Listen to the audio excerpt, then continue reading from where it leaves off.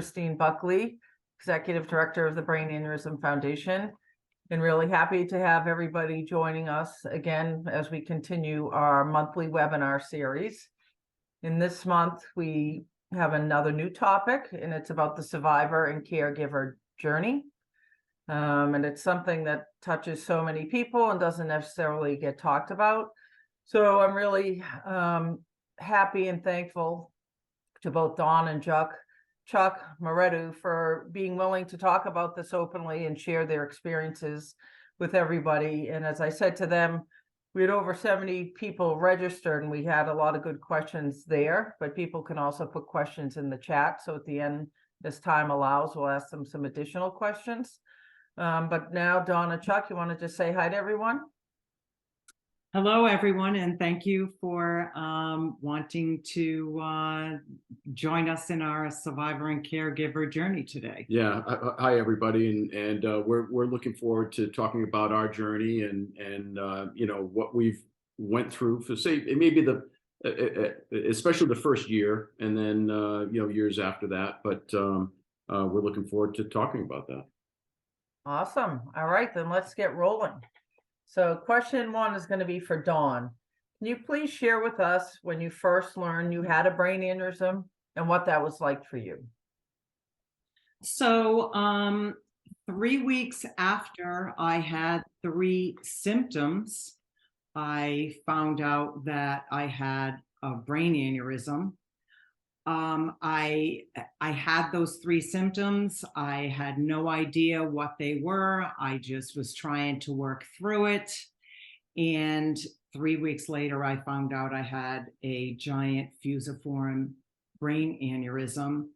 What was it like for me? I had like 23 years of migraines. I had like 12 to 18 a month, and I lived in 3 states, and I had 3 neurologists, and no one ever looked in my head. So what it was like for me was a big surprise. I really didn't know what an aneurysm was.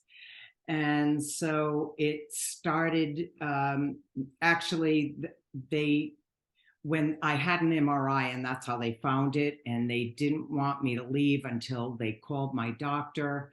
And so my neurologist basically told me to go right to the ER in Rhode Island. And I said, "Oh, can I take my husband with me?" And he said yes. So I basically drove home, and I called Chuck in the car and went home, and he can take it from here. Well, no, what was interesting is we really didn't take it very seriously at that point. You don't really know how serious it is. You have, okay, it's a brain aneurysm, but no, we didn't know what a brain aneurysm was. And so it was more like, okay, well, we have to go to the hospital, find out what's going on, find out what the treatment is. And so we kind of were a little nonchalant at first when we found out. Yeah. And so we packed her bag just in case she was going to stay in the hospital, which she of course did. And then and so when we got to the hospital, they were waiting for us. So they must have called in and they said, "Where have you been?" And we're like, "Well, you know, we getting all our stuff and whatever." He says, "Well, you know, you need to come in now." And so they took her right in. And they started, you know, doing testing, and every time they did another test, they would bring in more, you know, IV fluids, the whole 9 yards. So we're trying to figure out, okay, what's really going on here? When we really truly found out how serious it was is when the doctor took me away from the room and sat me down and said, "Listen, you have dealt a really bad hand. Your wife has dealt a really bad hand. This is a very serious aneurysm. It's very complicated, and we're not really sure what we're going to be able to do with it yet. You know." So it showed me the scans, the MRI, the whole bit, and so that's when I went back to Dawn and told her, and so that was the reality. The reality, that's when we like, okay, now we have a real issue here. And so Dawn went into ICU, and at that point, for me, I went into combat mode. That's just what I do, and I think that was probably kind of a trigger point for me. And so while she was in the hospital, I basically decided I'm going to I'm going to go ahead and start doing all the research that I need to do. So Dawn, who ordered the MRI? Because you had the symptoms, you waited, you'd had migraines. So who was it that ordered it? And, you know, how was that process? So initially, when I did have those symptoms, I hadn't worked out in a while, so I had a trainer, and I had called the trainer to say, hey, when can we do another hour? And she said, do you still have that pain? And I said, yes. And she said, I can't take you unless you call your doctor. So I called my neurologist and told him that I do have pain and I'm trying to massage it and I can't massage it. And when I said that, he said, I'm afraid that might be under your skull. So I want you to come in and talk to me. And then he's the one that scheduled the MRI. Okay, well, that's good. Thankfully. Yeah. Because as we all know, sometimes that is a big part of the problem here, that those scans aren't ordered when they should be. So thankfully, you did get that done in time to get you the treatment that you needed. So Chuck, you touched upon going into combat mode. You know, you're getting this information, but what was that like for you? Like when you heard this term, you know, what did that mean to you? And then what was it that you wanted to find out when you first heard? I was extremely scared. I tried not to show it with Dawn, and I didn't. As a matter of fact, anytime that I broke down, and I broke down a lot, I would call my partner, my business partner, and she was the one that actually got me through everything. And I would wait until Dawn was in another, like they would do go in and take her in for another test, and that's when I would make phone calls. And so I was kind of trying to process. So what are we going to do? And so that the first night was really kind of you know, with all the testing and everything, was about a 5-hour period, and then she ended up in ICU, and it was around 12 o'clock. At that point, that's when I kind of went in and says, okay, I need to find out what we need to do next. And that was it. So I kind of got through the emotion part of it, and I got really serious and figured out I do research for business. That's what I do. And so the first thing I did is went home and I worked all night, and I just started going up online and finding out all about brain aneurysms, finding out you know, all the different you know, different scenarios that can happen, different, you know, and every brain aneurysm, as you know, is very different, you know. And so, you know, what is it going to mean for us? And so that's the first thing I would always recommend to anybody, is that you have to research, and because there's a lot that you need to learn so you can kind of get through the journey. And I think that helped quite a bit. It certainly helped me get through it. And then from there, that's you know, that's when the journey really started, and that's when I found the Brain Aneurysm Foundation, Right. which is huge for us, because I was able to find a lot of the information. That's where I found I found Dee Dee and Dr. Ogilvy, and I called Dee Dee the next day. It was on a weekend, and she called me right back. I mean, I had all the information of what it was. So you need to be here on Monday. That's it. Wow. And so that was the start of the process, if you will. Yeah, that's something. And it certainly is scary. So again, it's I'm, you know, appreciate you guys going through it, because I know it can be hard just to go back and rehash all of this. So Dawn, before we hop into your recovery journey, and I know there's different steps in that, what was your treatment? How were you treated, and how long were you in the hospital? So are you talking about the first in Rhode Island or in Massachusetts? So in Rhode Island, I was only there overnight because the doctor that would have done the surgery on me actually was going on vacation. So we went and saw Dr. Ogilvy first, and then we went to that other doctor for a second opinion. And he told me to go to Dr. Ogilvy. He knows him, and you should go to that guy. I ended up at Mass General. It was 3 weeks, or it was a little over a month after I found out I had the aneurysm. So it had bled and then it stopped bleeding. So I was at Mass Gen for, I believe it was 12 days. And then I went to Spalding for another 11 or 12 days. So it was like 3.5 weeks total. And you were clipped, correct? Yes. She had two bypasses. Oh, wow. And then they once they bypassed it, then they clipped the aneurysm. And the aneurysm was 31 millimeters. That's amazing. That's wild. Yeah. All right. So you had the treatment at Mass General. Where did you go when Mass General kind of sent you out their doors? What was that process? Or what happened? What were the next steps? The next steps were to go to 24-hour rehab care. And I did go to Spalding. It was the older building, and they were actually preparing for patients to go to the new building. And I went into the old building and I was scared to death. Yeah. I looked around. I had just been in Mass General. I got tip-top care in the ICU there, and I was nervous, but what was it? Within just that evening, just I was there a couple of hours and I changed my mind so quickly. The staff at Spalding was amazing, and the whole journey in the rehab hospital was that they set up a schedule for you, and you had 6 hours of work to do every day. Wow. And the first thing that you would do, if you wanted to have your breakfast, we'll take breakfast in the room for you. We will wheel you in, and you can talk about what is in the newspaper. And ironically, I had my surgery 5 days before the Boston bombing at the marathon. Oh, wow.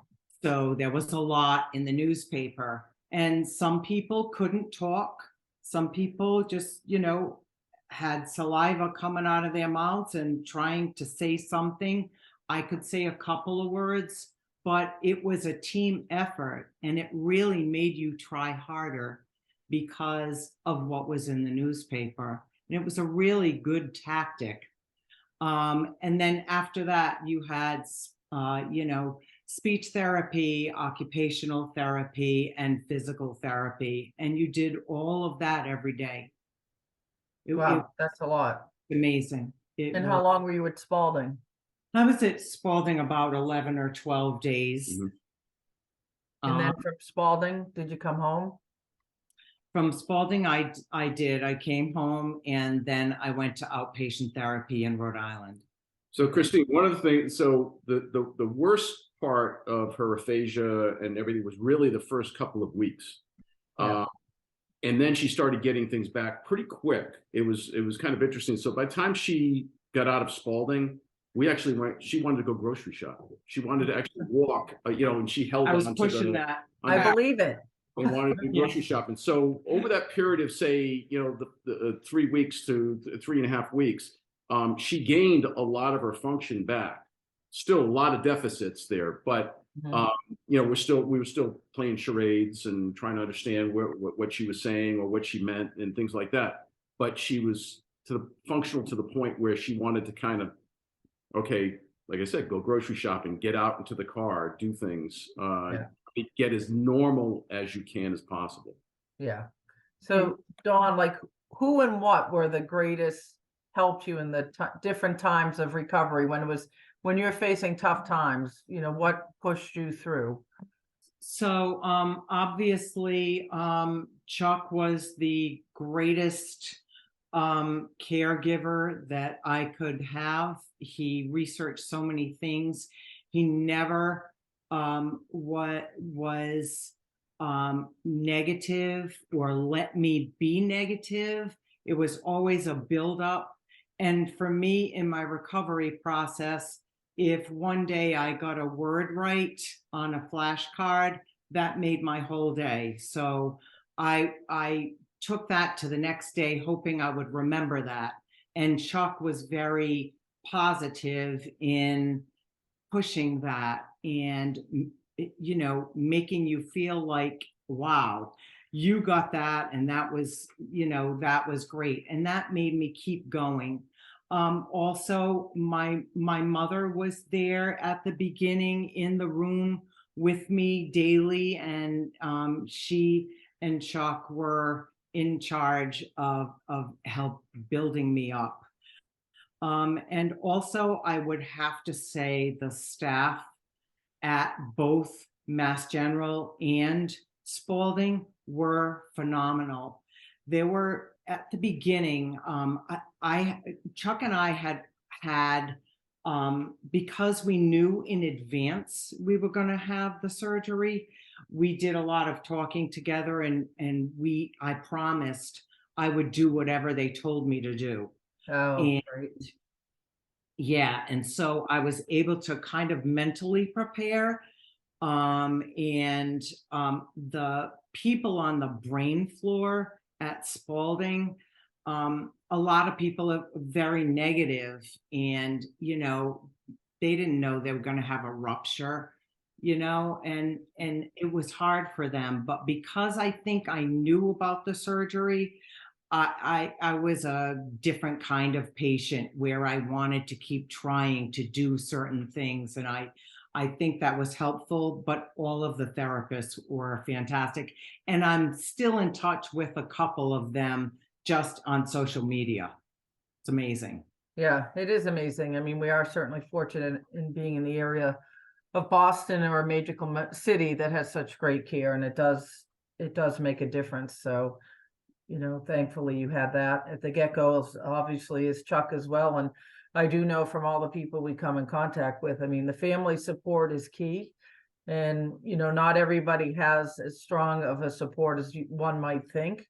So yeah, you are certainly lucky that Chuck was there for you and guiding and watching over things. So, I mean, it is amazing.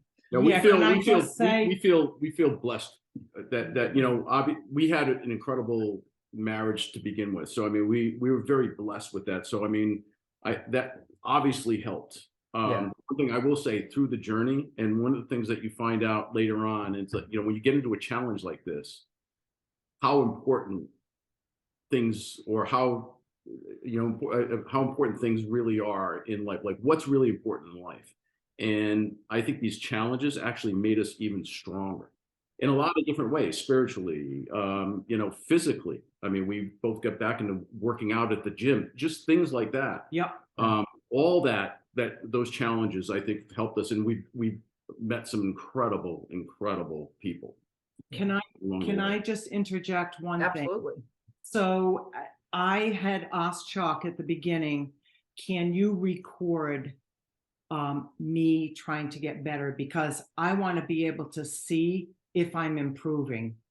And when I look at that now, I always think and say to Chuck, like, how did you not like give up? Like, here I am. I couldn't talk. I couldn't walk. I couldn't pick out a color. They gave me a flashcard of a house. I had no idea what anything was. And how did you not like, oh, just cave in and think it's over? And you told me it was because the therapist told you. Well, it's not just the therapist. Dr. Ogilvy, Dee was incredible. Like they because they've seen it. You know, the professionals have seen this and seen it from a lot of different angles and things like that. So you get a lot of support that way, and they give you, and again, you learn along the way, and it's okay. Well, and so this is normal. You know, some things are normal, and you have to get through this. So I felt good about that. I mean, maybe they were just trying to make me feel good at the time. I don't know. I never had any idea that. But I'll tell you what, it was inspiring to see when Dawn was able to just do one thing, one small little thing. You know, understand a phrase, anything like that. That was very inspiring, and that just got you, over the hump for the next day. And it was like just these little things that you see, and it was amazing because you see how incredible the brain is and how it just rewires itself. And I'm watching this right in front of my eyes. Yeah, it was the day I got harmonica. Over the top. I was like harmonic. I was like 4 syllables. Oh, I love it. That's great. Yeah. Yeah, I mean, so Chuck, again, with the foundation does a lot of support group things, and a lot of it is definitely patient centric. And, I always think, God, the caregiver role is definitely not a bargain either. It's definitely a test to you, and your day-to-day routine has changed for a period of time. So what were the greatest challenges to you being in that role, being Dawn's caregiver for that initial period when she first came home? So that would be besides making sure that the birds were fed, the bird seed and the bird feeders, and the plants didn't die. Oh yeah. So that was probably the biggest challenge, because I'm not very good about that. But so I had to get that right. But really, I think the biggest challenges for me was really trying to stay focused and positive for Dawn, so Dawn could work and do her thing. And because I mean, we sound like, it's like everything was on the upside, but it wasn't. There was a lot on the downside, right? And you have those days, and Dawn had those days, and we had to deal with those. And so I had to be as calm as I could be, and just understand, it's like, okay, we have no control over it. This is something that we have no control over. So we have to deal with it. And how do we do that? So I think the biggest challenge is really to stay positive when she didn't feel the way that day.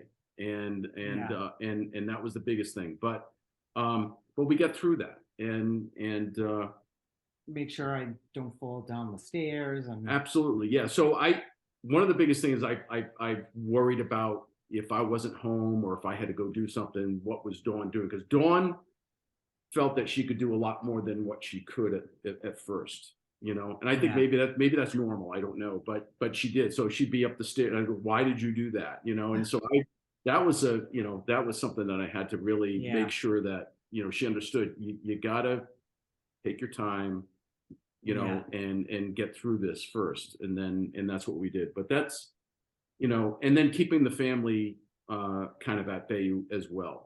Yeah. Everybody wants to help, and that's great. But at the same time, sometimes it can be a detriment. And so you kind of have to. And you get so tired. Keep control over it. Yeah. And getting enough sleep. I still had a business to run. So just trying to get everything, trying to keep life going, right? Yeah. Why she can recover and positive. do that. Mm-hmm. Yeah. No, it's a lot, that's for sure. Yeah. So both of you can jump in on these at any time. What advice would you give to people who are facing this same journey, and any coping mechanisms or tricks that you can share, particularly for couples? So I would say people going through the same journey, definitely research and try to understand what different things people go through, but don't take everything. Don't think every single thing's going to happen to you, because we read some things where people were so depressed and I don't know, there were scary things out there. But we wanted to learn what were we going to go through, where I would need to brush up on certain things, like, they kept saying speech. I was going to have a problem with speech. So we tried to, actually, Chuck had downloaded some apps into an iPad that I had, and a lot of those things helped me tremendously. And you can tell what kind they are. We came up with apps that would be fun for her to do. Like, she loves Sudoku. And Sudoku is great. It gets the mind going and things like that. So we Yeah. did a lot of that. We played Uno. Yeah. Yeah, we played Uno. played things like that. Um, And it was fun, but I was getting my brain going. You know, trying to think about, all right, it's a color, it's a number, things like that. And same thing for, I think it's Sudoku or whatever it is, but that is harder. So I graduated into that. And then another day I asked Chuck to bring the checkbook. I'm gonna balance that checkbook. And that was a skill that I wanted to see if I could still do it. Yeah, and I would say just, you know, for the first thing I would say is just, again, research. Really understand what you're going through, and there's a lot of resources that are out there, tons of resources. The one thing I would say, support groups. We were really not into going to a support group. We're like, oh, we don't need a support group. We have our support group here.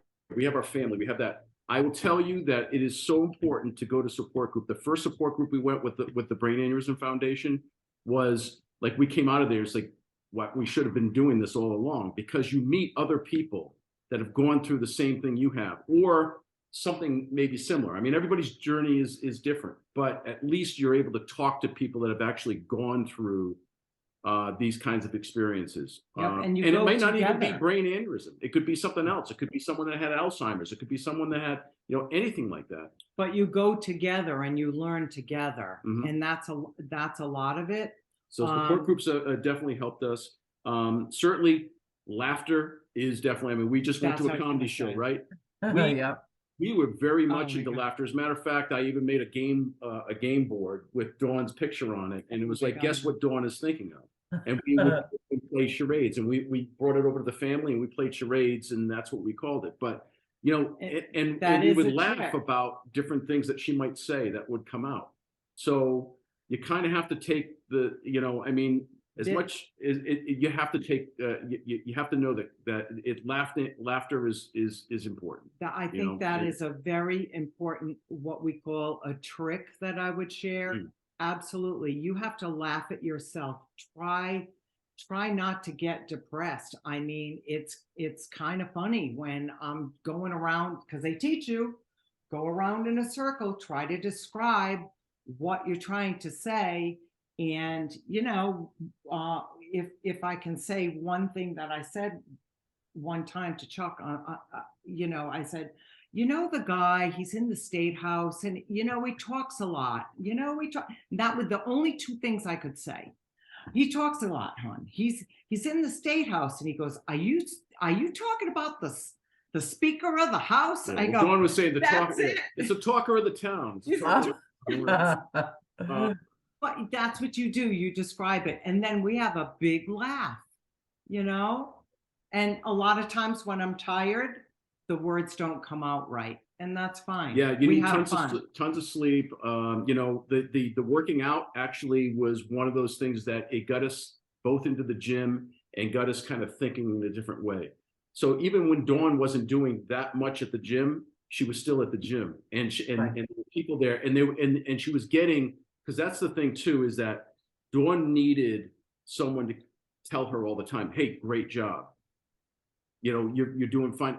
She really fed off of that, and it can't just be from me. It had to be from others, and so to get that from our gym friends and things like that went a long way and helped her. You know, even do better. You know, to work harder or work better and not really feel depressed about herself. Yeah. And she had those issues as well. I mean, we we had a couple of therapists that we talked to, you know, life coaches that helped Dawn. So we used any resource that we could, and there are a lot out there. There are tons out there. Yeah, no, that's great. But again, you're a strong couple. You were before, and probably stronger now. But it definitely, the laughter is key, because it is, you know, a lot of people who don't have the strong bond that you have and the strong connections family wise, or even resources near them, you know, the depression becomes a really serious and bad side effect for many people in the recovery journey. So it's great that you utilized all the resources that you had each other, and that you did laugh. Yeah, no, So my final question, go ahead. don't understand what's going on either. So when she went back to work, even, she was dealing with, certain, managers in the office that didn't really understand what she went through.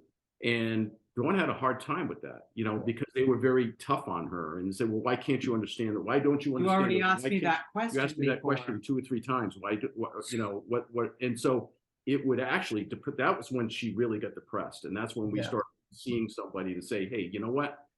It's a perception. This is how you deal with it. And so she learned how to deal with that. Yeah. I mean, not to get off topic, but that's such a common theme. And if we can find a way to potentially in the future organizationally be in some kind of workforce, I don't know, health days or whatever, for people to understand, it doesn't even have to be aneurysm specific, but brain injury related, because that we hear it time and time again, and you're capable of doing your job, and you might need to ask something twice. And it's just that people don't understand and they don't have the knowledge. So, I mean, that's something hopefully down the road we can try to figure out a path to get into, like work fairs or health fairs at different places to educate people, on what it is like and to understand. So, yeah, it's definitely an important topic. But how has being advocates for the BAF and our mission impacted your recovery, and would you advise others to be involved with the BAF community?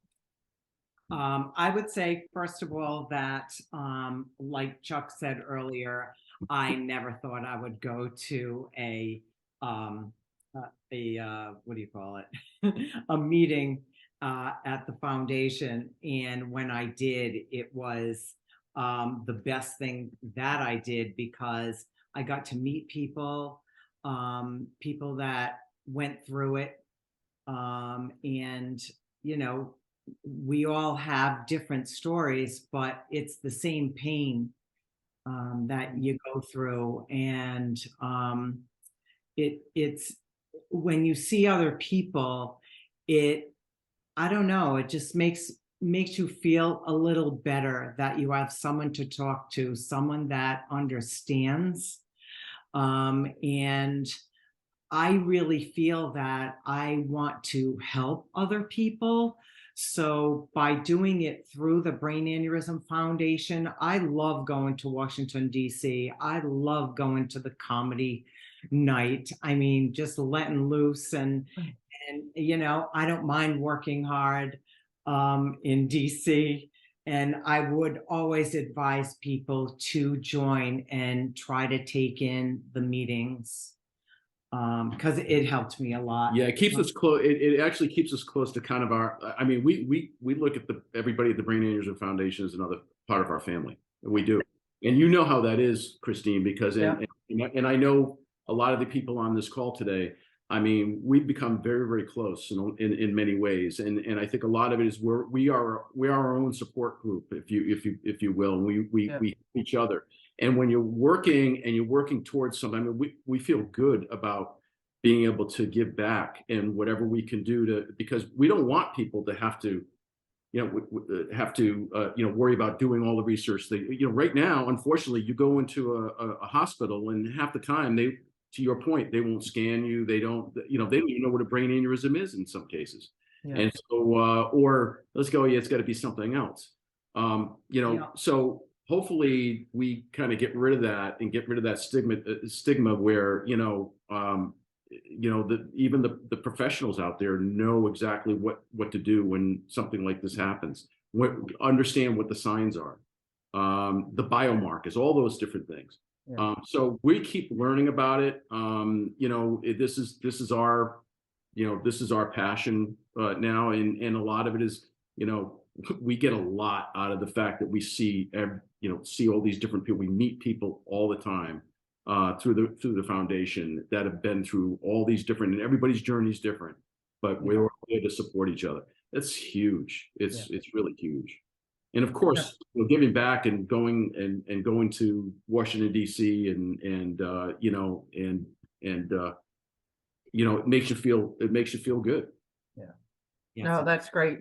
I mean, again, it's people like the both of you and the people on this call who make the foundation what it is.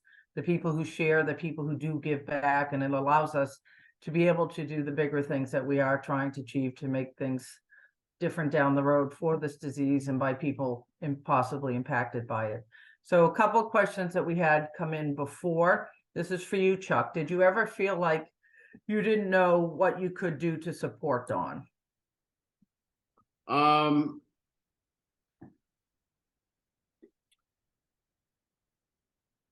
Yeah, I wasn't sure. That's a tough question. I guess I always knew I could probably support her. Was it enough? Did I feel like if it's enough? You know, how was she feeling? Because that was the big thing, is because Dawn, you become very insecure. I would say that the patient can become very insecure, and Dawn did.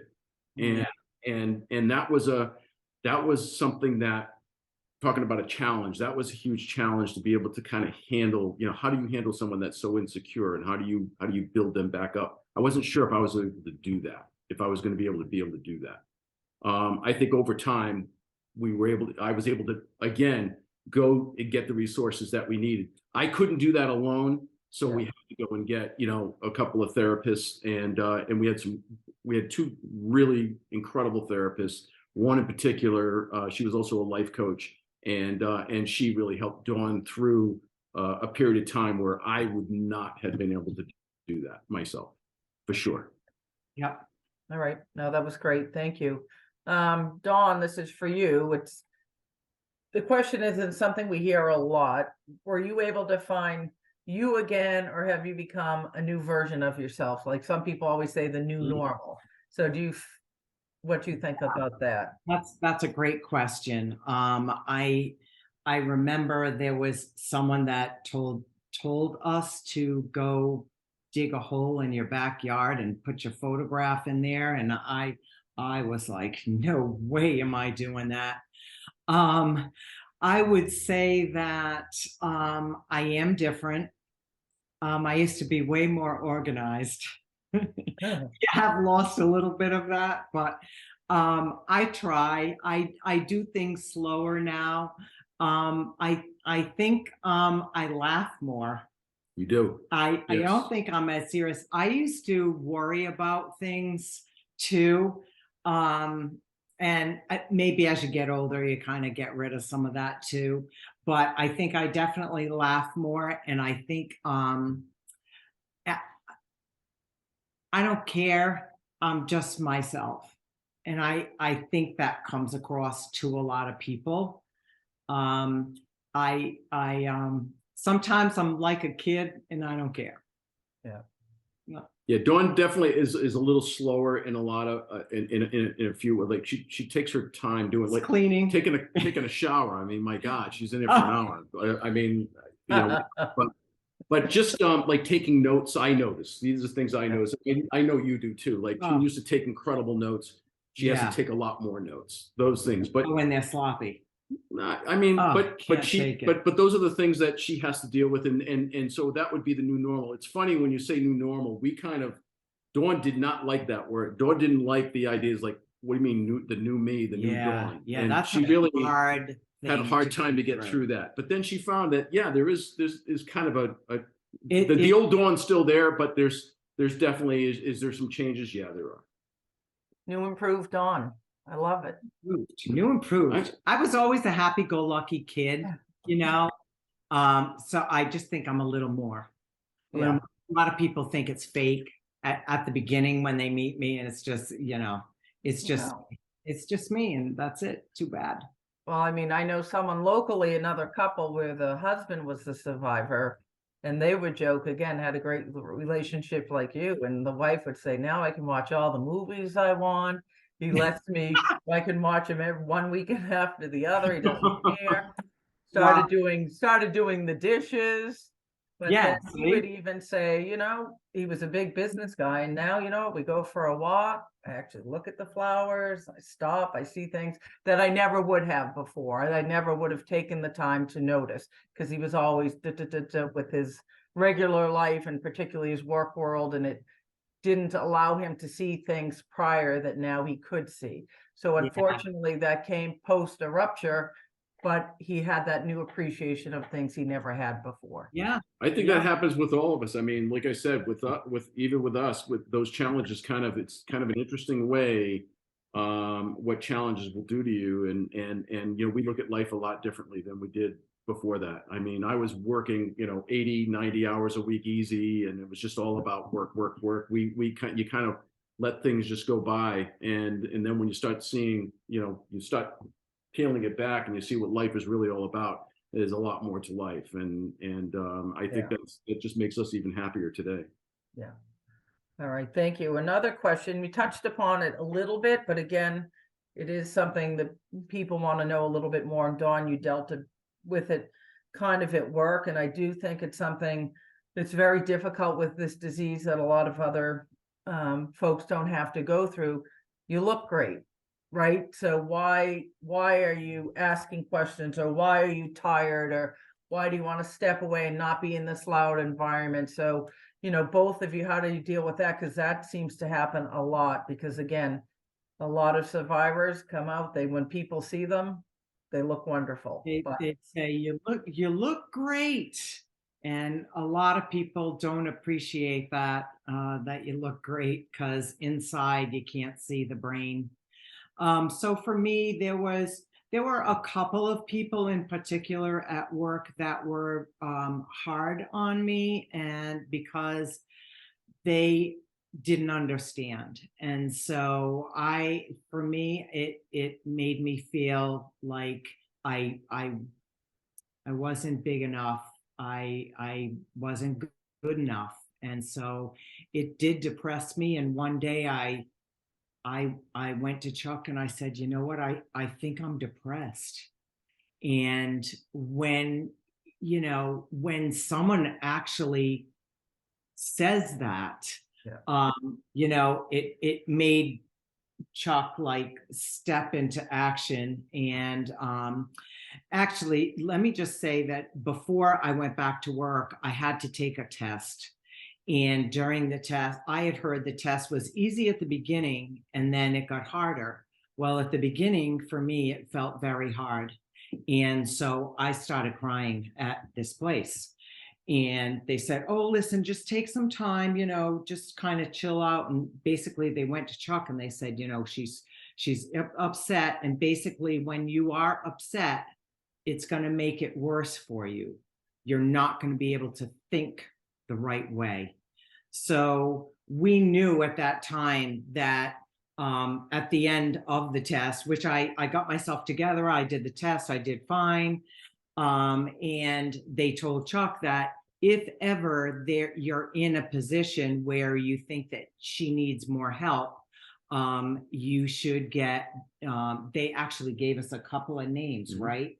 And so we ended up getting a person who was, she was a speech therapist, number one, and what do you call it? Well, she was a psychologist and a life coach. Psychologist and a life coach. So I actually got in touch with her, and we FaceTimed, and I did it for a month at a time. And I used her a couple of times during work because it was really stressful that I couldn't please everybody at work. That was a really hard thing for me. But one thing I learned, fake it till you make it. And when they told me that, it really made sense to me. So that really helped me. And also there is another terminology that I use, that whatever I'm left with is proof that I'm still here. So I'm not going to think of it negatively that my hand is always cold and my foot is like an ice cube. It's proof that I'm still here, period. So I just try to just work around things. And I use Chuck as to help me warm up. Yeah, I love it. Thank you. One more question here, and then we'll just see if you guys have any closing remarks. Again, this touches upon Chuck, you've been talking about resources and using them. So are there certain resources that you would point out, or just places you would tell people, even if it's just researching, or where to reach out if they need help, or what were your greatest resources? I mean, obviously for here, the Brain Aneurysm Foundation was a huge resource for me. But if you Google, you're going to find a lot of information about brain aneurysms. You're going to find a lot of information about what people, because you'll see people that post and they'll talk about what their journeys are. And it's good to understand what other people have gone through. And some people, and the way I would always look at this, and we looked at this right from the start, let's prepare for the worst and hope for the best. And that's what we did. And because we prepared for the worst, which we never got to that worst, we were somewhere in between, we were able to really cope with everything that we were able to deal with. But there are a lot of aphasia apps that are out there. Even from the beginning, when she was in the ICU, I pulled an app called ICU Talk. And basically it was for someone that if they can't talk, they can at least point. And so it was an app that I would be able to show, do you feel, are you tired? Are you, would ask all these different How much questions. pain? Like What's that. your pain level? What's your pain level? And so we actually used that, and even the doctors and the nurses ended up using it in the ICU. Started using that on her iPad. So those are, so like I said, there's tons and tons of resources out there. If you ever want, names of a lot of those apps, I can provide those because they're fantastic. They're great. Even Luminosity was just a great app for her to use. But really to understand, health grades. I mean, I was looking for a doctor. I mean, went on health grades and doctor reviews and things like that. So of course I looked up Dr. Ogilvy and, what are his reviews? They could be the best in the world, but, and you have to kind of read through all those reviews and get a second opinion. As much as you might know, we knew who the surgeon was going to be. We knew it, but we still got a second opinion. And I would suggest that for everybody, get a second opinion and really kind of do your homework. And if they're two good doctors, like I said, the doctor here right away just said, listen, we know I know Chris Ogilvy. He's the guy that needs to do this, and thank God they didn't do the surgery, because they would have done, if he was here, they would have done an emergency surgery. They had done the emergency surgery. Dr. Ogilvy took 3 weeks to scope it out. They wouldn't have done that. And so the consequences could have been even that much worse. Mm-hmm. And because one of the things, having that, if she hadn't gotten scanned, chances are she would have ruptured within the next maybe 4 to 6 months. And if she had ruptured with a 31 millimeter aneurysm, she wouldn't be here today. So all those things just everything just fell in place. But again, I used a lot of Google, a lot of, and I just kept researching. And I did that for a good, 5-6 hours till I went back to the hospital. Yeah. And just also to reiterate, Joe O'Leary, who's on here, whose son had an aneurysm, he's reiterating the importance of support groups and just talking and sharing. Joe, if you want to just say a couple words on that before we wrap things up, because I think it is important. Yeah. Christine, and thanks, Chuck and Dawn. Good to see you and all. The support groups were amazing. I remember when we were in the hospital and my sister, who was a nurse, said, you'll need to go to support groups. And I was thinking, support groups, the same thing that you said, Chuck. It was like, what do I need that for? I didn't understand. We were very confused at the time. And Michael suffered a subarachnoid hemorrhage and so forth. And it was the best thing that we ever did. When we went there, I remember our first meeting, and it was at Beth Israel in Boston, and they, there was other people that knew things that were there, and they were there to help us with other things. Oh, okay, Michael should, did you see a neuropsychologist, which was something, okay, what's that? Okay, that's someone that can help them from that side, see what the deficits are. all of these things came from that. So the Brain Aneurysm Foundation was a great resource, and they have support groups all around the country. Another resource that I mentioned here in the notes was the Brain Injury Association of Massachusetts. So that group we also found that was from Spalding, when we were in Spalding in Charlestown, and they had support groups, and they still do. And you stay with those, and from those support groups you learned, okay, what are the avenues, what are things that can help? And so we reached out to everything. We looked at everything to help our son. He was a year in physical, occupational, and speech therapy after leaving Spalding. So that was it was a long time, and like you were when we left the thing. Chuck, you mentioned the thing that I just want to say, that you said the small things that happened. I remember the first time I saw him get out of a wheelchair and walk at Spalding, and it was like, this was, it was kind of 2 months after the aneurysm, and it was like I saw him actually walk. I hadn't seen that, and he was walking along the water, and it was like I was filming it, and it was just tears coming out of my eyes. It was like I couldn't believe it. It was like he can walk. It was very, very emotional. But the whole process is emotional, and so the support groups really, Christine and so forth, were really so important in that, and still are today. We still attend them today. Here's 7 years later. We're still there, with Dee Dee's, support groups.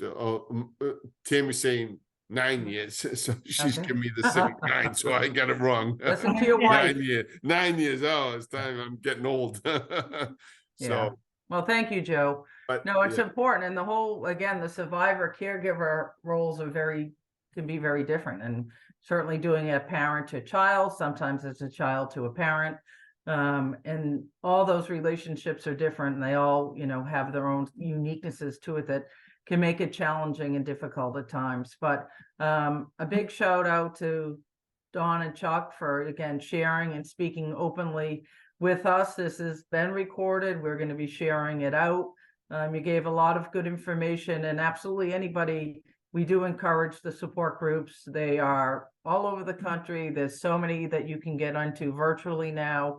And they just do make a world of difference for people, because this is definitely a unique occurrence in the health space that happens to people. And I really feel it gives you that chance to bond and share and connect with someone who really understands what you're saying. And it is amazing the number of people that go so many years after their, what you say, recovery or their treatment date per se, like the O'Leary's 9 years out, Dawn, however many for you now, it's what? 10. 10. And, there's still value to it. And I've seen it with so many people just saying, like, forming that new family, you're able to encourage someone that's saying 6 months out, why am I like this? And it's just equally important for the caregiver as the patient. So again, thank you to everyone who supports the foundation and the different ways that you do. We value all your relationships and your contributions.